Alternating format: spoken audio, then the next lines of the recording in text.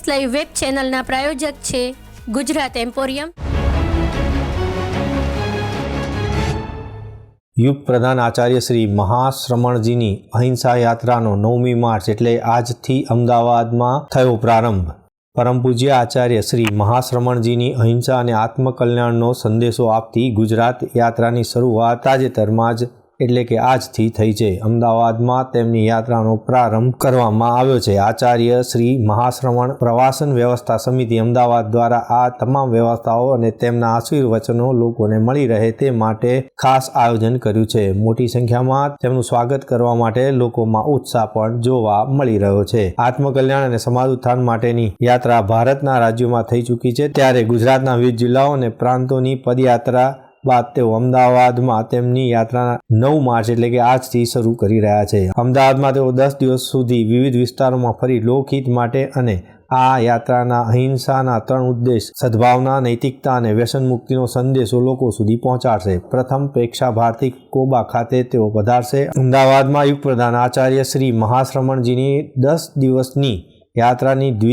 દ્વિતીય 12 થી 13 માર્ચ મોટેરા, 14 થી 15 માર્ચ પશ્ચિમ વિસ્તાર તેમજ 16 થી 26 માર્ચ તેરાપંથ ભવન શાહીબાગ અને 27 થી 28 દરમિયાન કાંકરિયા, મણિનગર તેમજ અંતિમ દિવસે તેઓ અમરાઈવાડી અને ઓઢવ ખાતે પહોંચી જનમાનસને સંદેશો પહોંચાડશે। મોટી સંખ્યામાં જન સમુદાયમાં તેમની યાત્રાની પ્રતીક્ષા કરતા હોય ત્યારે લોકો પણ તેમના ઉપદેશને સાંભળવા માટે ખૂબ જ ઉત્સાહિત છે।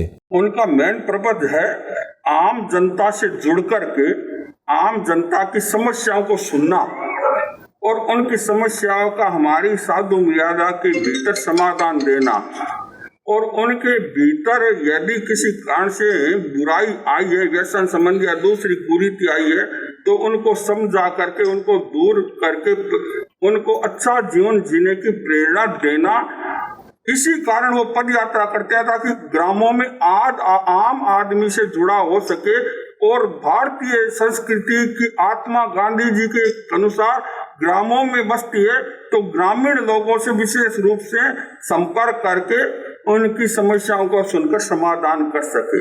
पॉपुलेशन रहती है, उनकी भी अपनी सिटी के अनुसार अनेक समस्याएं होती है, उन समस्याओं का निराकरण करना भी एक धर्माचार्य का कर्तव्य होता है, क्योंकि हम जिस समाज में जी रहे हैं, जिस समाज से जुड़े हुए हैं, डायरेक्ट रूप से इनडायरेक्ट रूप से उससे बिल्कुल हम पृथक नहीं हो सकते।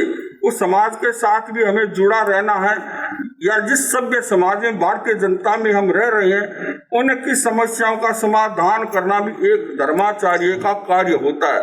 आचार्य श्री महाश्रमण जी का इन वर्षों में एक विशेष लक्ष्य रहा कि हमारी बाल पीढ़ी और युवा पीढ़ी, जिसे हम देश की रीढ़ कह सकते हैं, जब तक उनमें परिवर्तन नहीं आएगा, वो विशेष रूप से हमारी भारतीय संस्कृति के संस्कारों से नहीं जुड़ेगी, तब तक हम शुभ भविष्य या देश के शुभ भविष्य की परिकल्पना को साकार नहीं कर सकते।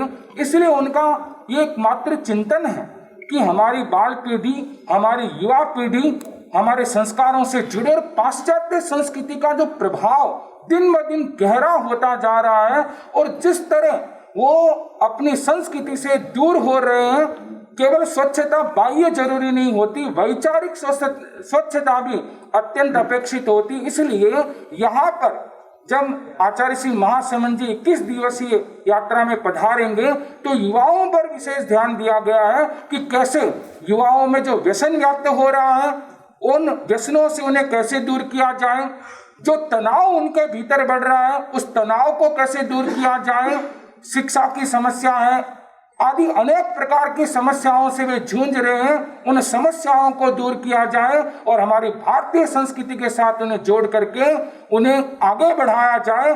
તેમની યાત્રા દરમિયાન યુથ સાથેના સંવાદોનો કાર્યક્રમ, સર્વધર્મ પરિષદ, પરિસંવાદ તથા વિવિધ સ્થળોમાં વર્કશોપ, ધ્યાન શિબિરો, પ્રવચનો સહિતનું આયોજનો થયું છે। આ લાભ સૌ કોઈને મળે તે માટેનું પણ ખાસ આયોજન કરાયું છે। આચાર્ય શ્રી મહાશ્રમણજીના સક્ષમ નેતૃત્વ હેઠળ 800થી વધુ સાધુ સાધ્વીઓ, 40,000થી વધુ યુવા કાર્યકરો, 60,000થી વધુ મહિલા કાર્યકરો અને લાખો અનુયાયીઓ સામાજિક ઉત્થાનના કાર્યમાં જોડાયા છે। પરમ પૂજ્ય આચાર્ય શ્રી મહાશ્રમણજી જૈન શ્વેતાંબર ધર્મસંઘના 11મા આચાર્ય છે, જે જૈન શ્વેતાંબર નંબર 13 પંથ ધર્મની સ્થાપનાના લગભગ 262 વર્ષ પહેલા થઈ હતી. આચાર્ય શ્રી મહાશ્રમણજી ગ્રામ્ય અને શહેરી લોકો માટે પદયાત્રા કરી સીધો સંવાદ કરે છે. તેમના જીવનના 60મા વર્ષે પણ તેઓએ પદયાત્રા ચાલુ રાખી છે. પરમ પૂજ્ય આચાર્ય શ્રી મહાશ્રમણજીએ 9 નવેમ્બર 2014ના રોજ ભારતની રાજધાની નવી દિલ્હીના લાલ કિલ્લા પરથી અહિંસાનો સંદેશો જન જન સુધી પહોંચાડવા માટે યાત્રા શરૂ કરી હતી.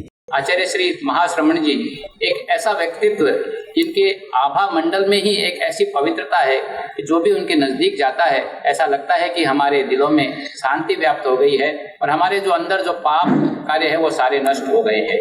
और ऐसी ही एक अनुव्रत यात्रा के रूप में आप निरंतर पद यात्रा करते हुए प्रवर्तमान है. मुंबई की तरफ आप पधार रहे हैं जहां पर आपका इस वर्ष का चतुर्मास है.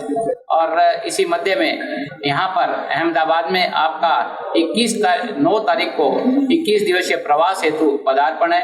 9 तारीख को आप प्रेक्षा विश्व भारती बोबा गांधीनगर में आपका प्रवेश होगा और वहाँ पर एक स्वागत का एक संक्षिप्त कार्यक्रम आयोजित होगा. 10 तारीख को जैसा कि आप सबको विदित होगा कि जैन धर्म जहाँ पर कि हमारे अनेक साधु साध्वी होते हैं और उन्हें दीक्षित करने का एक जो भी श्रावक जो भी अपने परिवार से जो भी दीक्षा लेना चाहता है तो वो दीक्षित होने का एक क्रम होता है. तो 10 तारीख को एक दीक्षा का कार्यक्रम है. 55,000થી વધુ કિલોમીટરની યાત્રા બાદ તેઓના પાવન ચરણો અમદાવાદની ભૂમિ પર પડ્યા છે. લોકોને દેશભરમાં આત્મકલ્યાણ અને સમાજ ઉત્થાન માટે અહિંસાનો સંદેશો આપવા અમદાવાદ શહેરમાં પણ તેઓ પધાર્યા છે. આત્મકલ્યાણ અને સમાજ કલ્યાણના ઉત્થાન માટેની યાત્રા ગુજરાતમાં બનાસકાંઠાથી શરૂ થઈ હતી. અહિંસા યાત્રા દરમિયાન આચાર્યશ્રીએ ગુજરાત પહેલા ભારતના 23 રાજ્યોની મુલાકાત લીધી હતી, જેમાં દિલ્હીથી ઉત્તર પ્રદેશ, હરિયાણા, બિહાર, મધ્યપ્રદેશ, આસામ, મેઘાલય, નાગાલેન્ડ, પશ્ચિમ બંગાળ, ઝારખંડ, ઓડિશા, આંધ્રપ્રદેશ, તામિલનાડુ, કર્ણાટક, પાંડિચેરી, તેલંગાણા, કર્ણાટક, મહારાષ્ટ્ર, રાજસ્થાન, છત્તીસગઢ તથા 2 દેશ નેપાળ અને ભૂતાનનો સમાવેશ થાય છે. આચાર્યશ્રીએ તેમની 7 વર્ષની પદયાત્રા દરમિયાન હજારો ગામડાઓ, નગર અને શહેરના કરોડો લોકો સાથે સીધો સંપર્ક કર્યો છે અને જેમાં તેમણે સદભાવના, નૈતિકતા અને વ્યસન મુક્તિ માટે સંદેશો આપી વ્યસન મુક્તિ માટે ઘણા લોકોને પ્રેરિત કર્યા છે. તો દર્શક મિત્રો, આ હતા અત્યાર સુધીના સમાચારની ખાસ ગતિવિધિ માટે આપ નિહાળતા રહો S Live ન્યૂઝ બુલેટિન. નમસ્કાર.